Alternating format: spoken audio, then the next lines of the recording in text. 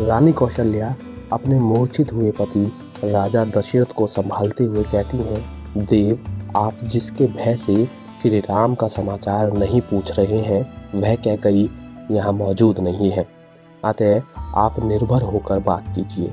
तो राजा दशरथ बड़े दुखी होकर सुमंत्र से कहते हैं, श्री राम वहाँ कहाँ निवास करेंगे, वहाँ क्या खाएंगे? राजश्री सैया पर शयन करने वाली अनाथ के भांति भूमि पर कैसे सोएगी? ऐसा कहकर राजा दशरथ ने सुमंत्र से पूछा कि श्री राम लक्ष्मण और सीता के लिए क्या संदेश दिया है। तो सुमंत्र ने राजा दशरथ से कहा कि श्री रामचंद्र जी ने आपके और अपनी माताओं के चरणों में प्रणाम कहने को कहा है कि वह निरंतर धर्म का ही पालन करते रहेंगे। परंतु लक्ष्मण बहुत कुपित थे। वह बोले कि महाराज ने श्री राम के साथ अन्याय किया है, इसलिए अब मुझे महाराज में पिता का भाव नहीं दिखाई देता है। अब तो श्री राम ही मेरे भाई, बंधु, बांधव तथा पिता हैं। राजकुमारी सीता ने पहले कभी ऐसा संकट नहीं देखा था। वो तो बस पति के दुख से दुखी होकर रो रही थीं।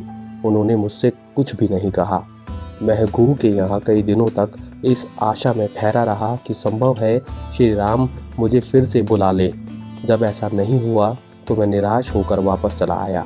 सुमंत्र की बात सुनकर राजा दशरथ ने दीन वाणी से सुमंत्र से कहा, सूत, मैंने मोहवश एक स्त्री की इच्छा पूर्ण करने के लिए अनर्थमय कार्य कर डाला है।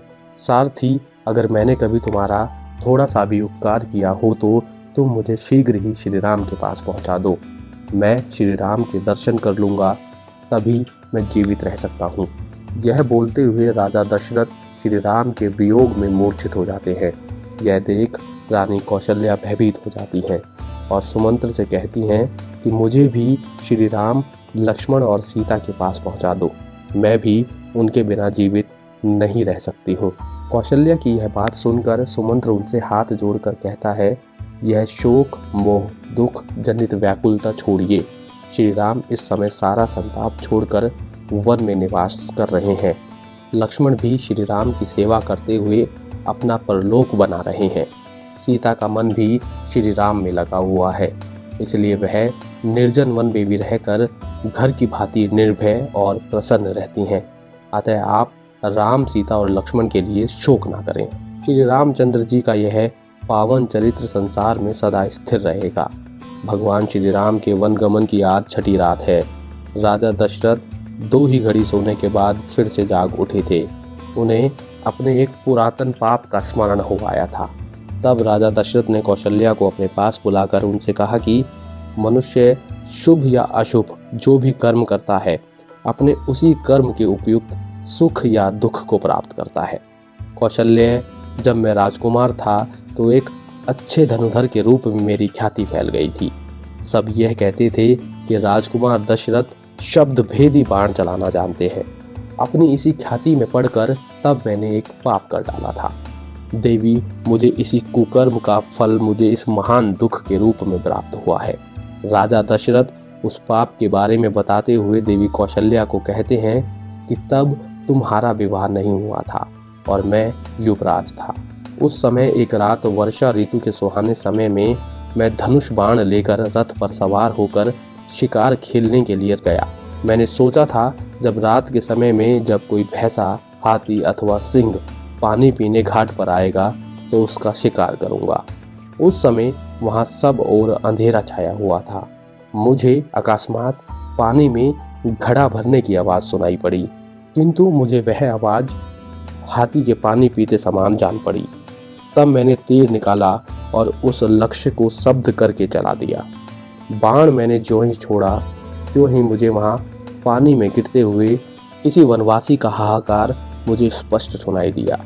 उसके बाद मुझे यह वाणी सुनाई पड़ी कि मुझ तपस्वी पर शस्त्रों से प्रहार क्यों किया।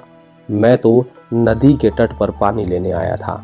मुझ जैसे निरपराध मनुष्य का वध क्यों किया जा रहा है।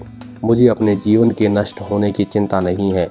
मेरे मारे जाने से मेरे माता पिता को जो कष्ट होगा उसी के लिए मुझे बारंबार शोक हो रहा है।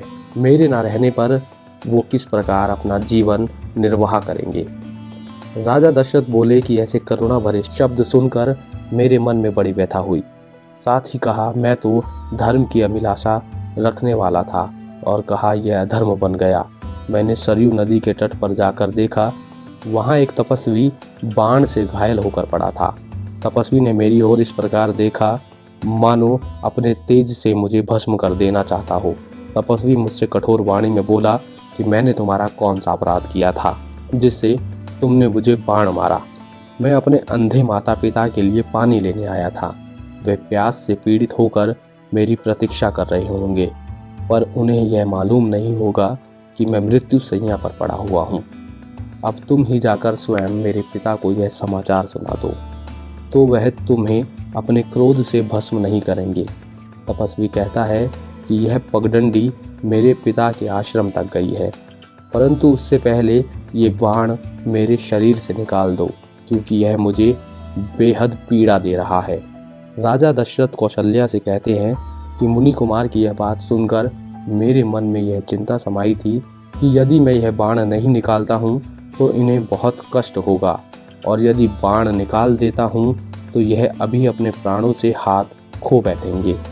तभी उस तपस्वी ने फिर से कहा कि राजन, मुझे बड़ा कष्ट हो रहा है, मुझसे ब्रह्म हत्या हो गई, इस चिंता को अपने दिल से निकाल दो। राजन, मैं वैश्य पिता द्वारा शूद्र जाति की माता के द्वारा उत्पन्न हुआ हूँ। तब उस अवस्था में मैंने उसके शरीर से बाण निकाल दिया। तब उस तपस्वी ने मेरी ओर देखते हुए अपने प्राण त्याग दिए। रामं नमामि।